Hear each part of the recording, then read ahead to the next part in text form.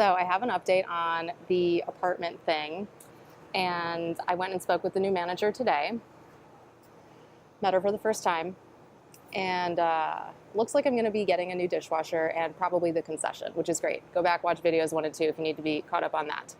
But the really interesting thing that happened here was actually the interaction that I had with her and the language that she used, which reminded me of how important it is to never be a victim. So you probably have some jerk in your office who has one of those sarcastic mugs with a message about my level of sarcasm goes up with your level of stupidity, something like that. It's just stupid. What are you doing with that? It's negative and it's not clever.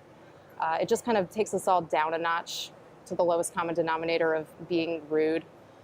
And it's indicative of somebody who's at a stage 2 or 3 tribe or company or group or mindset. If you've read Tribal Leadership by Dave Logan, you'll know what I'm talking about. But essentially, when you're in a really healthy organization or tribe, there's cohesion, there's skin in the game, everybody cares, and people aren't victims, they're empowered.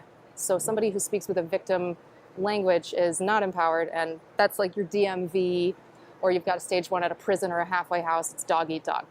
The lady I spoke with today, always bugs, the apartment management office was probably a stage 2 tribe kind of lady. I didn't see a sarcastic mug on her desk, but I bet she has the t-shirt or the mouse pad.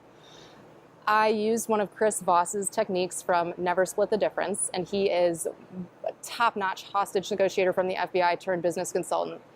This small thing from his book really stuck out with me. I don't know why, but you think of adults as big toddlers, really, who want to say no. No empowers us as humans. When we get to say no, there's this switch in the brain that flips, and we feel like we're in charge, and it feels good.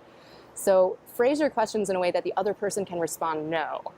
Instead of asking her, is this a good time? I said, is this a bad time? Here's how she responded. Well, no, but it's never a good time.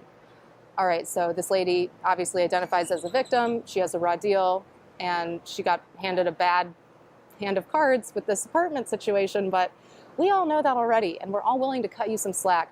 You don't need to bathe in your victimhood and make it even worse and put some more negativity out there into the world if there's enough bad energy as it is. But I made the best of it because I know how to talk to somebody like that. So we shall see what the update is in the next few days on this. But in the meantime, don't be a problem, be a solution. I know it's hackneyed, but I think it bears repeating because so many people are in this victim mentality, and they've done it to the point where they're actually trying to make cute mugs out of it and t-shirts and like those posters. Just the sarcasm thing. I've always thought sarcasm was just the absolute weakest form of communication, and it's so passive aggressive and nasty. I'm almost never sarcastic, like maybe 3 times a year. That's personal opinion on that, but don't be a victim.